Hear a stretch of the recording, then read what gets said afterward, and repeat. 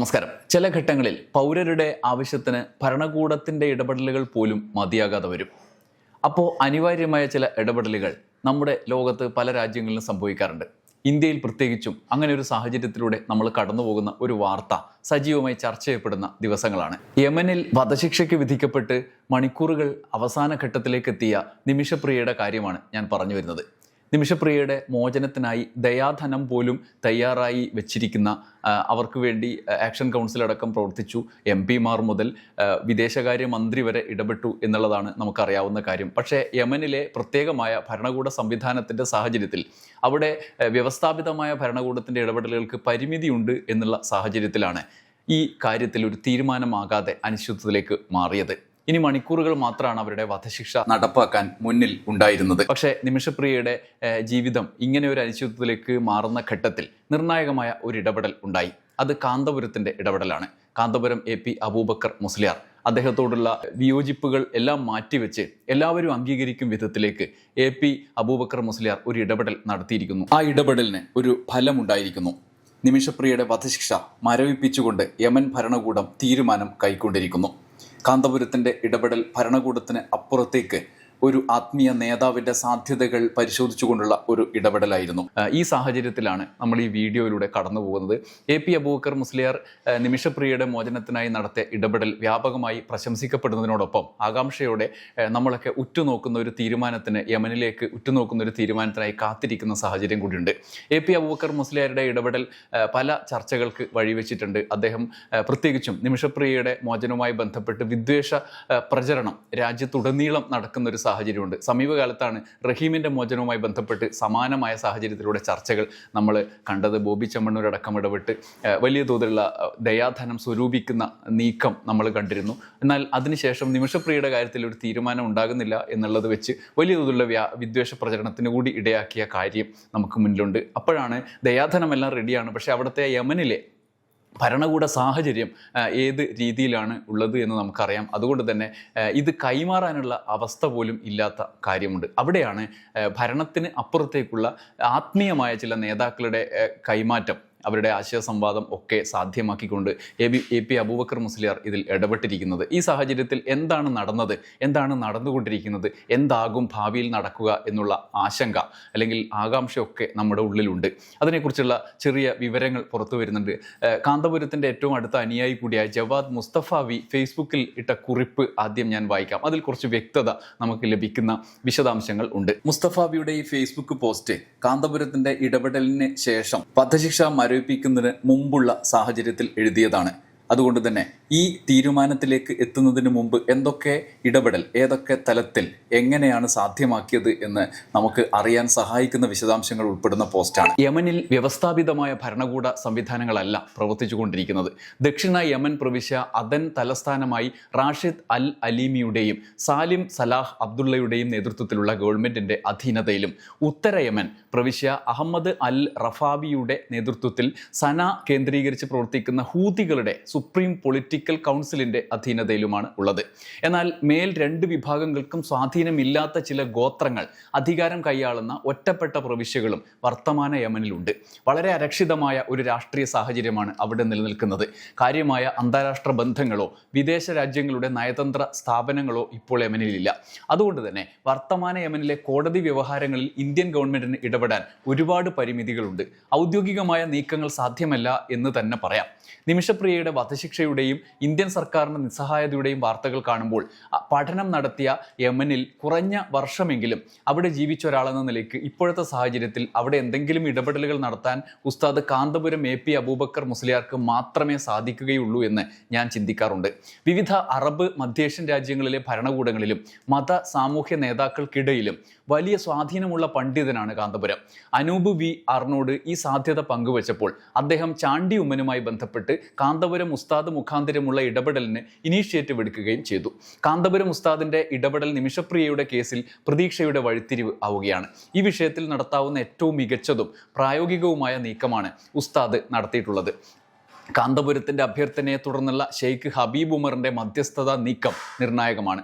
ലോകത്ത് തന്നെ ഏറ്റവും സ്വാധീനമുള്ള യമനി സൂഫി പണ്ഡിതനാണ് ഷെയ്ഖ് ഹബീബ് ഉമർ ബിൻ ഹഫീൽ.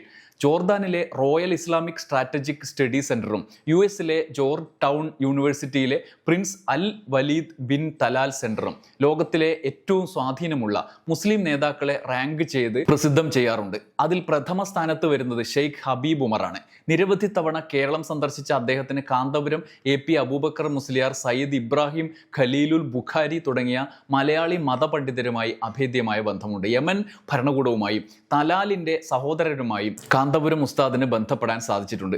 ഈ കേസിൽ തലാലിന്റെ കുടുംബവുമായി നേരിട്ട് ബന്ധപ്പെടാൻ കഴിയുന്നത് ആദ്യമായിട്ടാണ് എന്നത് ശ്രദ്ധേയമാണ്.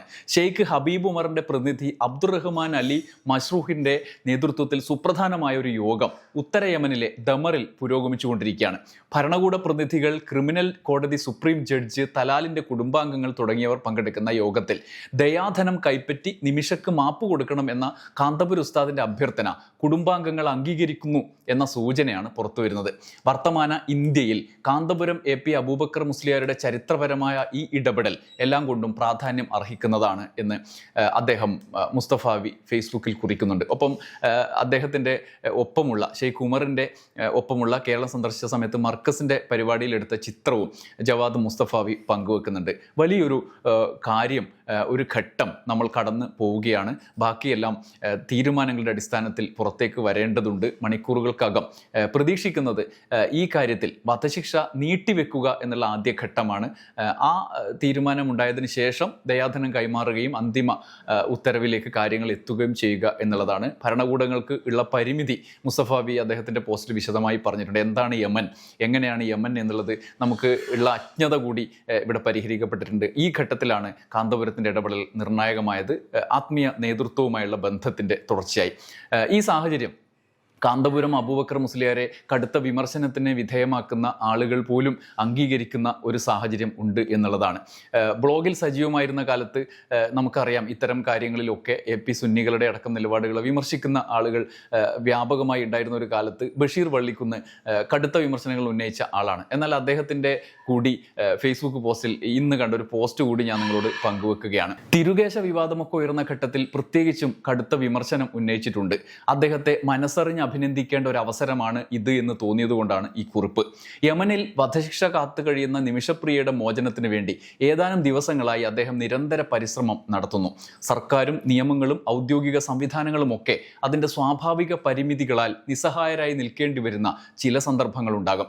അത്തരം വേളകളിൽ മാനുഷികമായ ചില ഇടപെടലുകൾക്ക് അസാധാരണമായ പ്രസക്തി കൈവരും. നിമിഷപ്രിയയുടെ വിഷയത്തിൽ അതാണ് സംഭവിച്ചത്. ഇന്ത്യയിൽ നിന്നുള്ള പ്രശസ്തനായ ഒരു പണ്ഡിതൻ എന്ന നിലയ്ക്ക് അദ്ദേഹത്തിന് വിപുലമായ അന്താരാഷ്ട്ര സൗഹൃദ വലയമുണ്ട്. അത് ഉപയോഗപ്പെടുത്തി യമനിലെ പണ്ഡിതരുമായി ബന്ധപ്പെട്ട് കൊല്ലപ്പെട്ട വ്യക്തിയുടെ കുടുംബവുമായി സംസാരിക്കാനും ദയാധനം നൽകി മാപ്പ് നൽകാനുമുള്ള ശ്രമങ്ങളാണ് നടത്തപ്പെടുന്നത്. വർഷങ്ങളായി കേസ് നടക്കുന്നുണ്ടെങ്കിലും ഈ കുടുംബവുമായി നേരിട്ടുള്ള ആശയവിനിമയം സാധ്യമായി എന്നതാണ് കാന്തപുരത്തിൻ്റെ ഇടപെടലിനെ പ്രസക്തമാക്കുന്നത്. നിയമവഴികളിൽ നിന്ന് രക്ഷപ്പെടാൻ സാധ്യമല്ലാത്ത വിധം വ്യക്തമായ തെളിവുകളുള്ള ഒരു കൊലപാതക കേസാണിത്. ഏറെ വൈകാരികതകളുള്ള ഒരു ഗോത്ര സംസ്കാരത്തിൻ്റെ പ്രശ്നങ്ങൾ വേറെയും.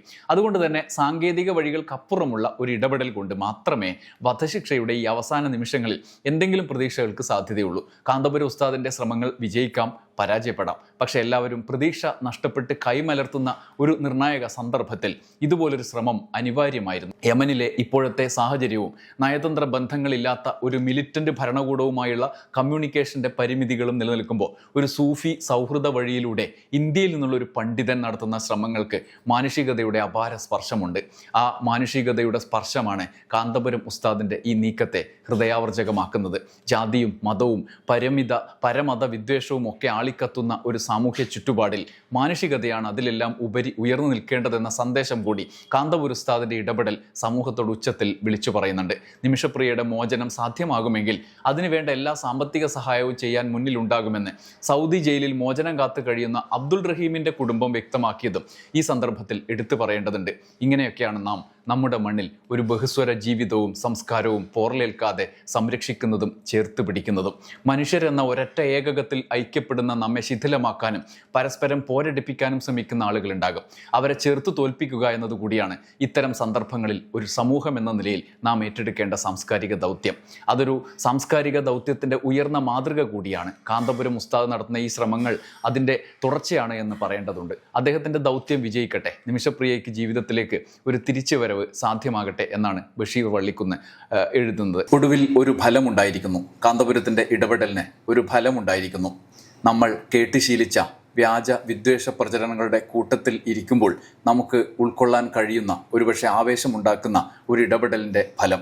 കാന്തപുരം നിമിഷപ്രിയയുടെ വധശിക്ഷ മരവിപ്പിക്കുന്നതിലേക്കുള്ള തീരുമാനം എടുപ്പിക്കുന്നതിന് യമൻ സർക്കാരിലേക്ക് നടത്തിയ ഇടപെടൽ നമ്മുടെ ഭരണകൂടങ്ങൾ അശ്രാന്തം പരിശ്രമിച്ചിട്ടും നടപ്പാക്കാൻ കഴിയാത്തൊരു തീരുമാനത്തിലേക്ക് എത്തിക്കുന്നതിന് ശ്രമിച്ച് വിജയിച്ചിരിക്കുന്നു. നമുക്ക് തലയുയർത്തി നിൽക്കാവുന്ന ഒരു നിമിഷം. ഈ സാഹചര്യം പ്രധാനമാണ്. ഇന്ത്യയിൽ പല ഘട്ടത്തിൽ കഴിഞ്ഞ ഒരു ദശകത്തിലധികമായി വ്യാപകമായി ഉയർത്തപ്പെട്ട വിദ്വേഷ സംസ്കാരത്തിൻ്റെ ഒരു ശൈലി സമാന്തരമായി വിദ്വേഷ മുൻനിർത്തിക്കൊണ്ടുള്ള പരമത വിദ്വേഷത്തിൻ്റെ കൊടിക്കൂറ ഉയർത്തിക്കൊണ്ട് മുന്നോട്ട് പോകുന്ന ഒരു സംഘം വ്യാപകമായി പ്രചരിക്കുന്നു. അതിനുള്ള റിയാക്ഷൻ എന്ന നിലയിൽ തിരിച്ച് അപ്പുറത്തും ഈ സമാന്തര വഴിയിലൂടെ സഞ്ചരിക്കുന്ന മറ്റൊരു വിഭാഗം. ഇതിനിടയിൽ മാനുഷികതയെ മുന്നിൽ നിർത്തിക്കൊണ്ട് പലവിധ വിയോജിപ്പുകൾക്കിടയിലും അതിൻ്റെ മതപരമായ കാഴ്ചപ്പാടുകളൊക്കെ മുന്നിൽ നിർത്തിക്കൊണ്ട് മുന്നോട്ട് പോകുന്ന ഒരു സംഘവും ആ സംഘത്തിൻ്റെ നേതാവ് എന്നുള്ള നിലയിൽ AP അബൂബക്കർ മുസ്ലിയാറിൻ്റെ ഇടപെടലും മാനുഷികതയെ മുൻനിർത്തിക്കൊണ്ടുള്ള ഇടപെടലും ശ്രദ്ധേയമാണ്. വിദ്വേഷത്തിൻ്റെ തിരമാലകൾ തല്ലി ആർക്കുന്ന ഘട്ടത്തിൽ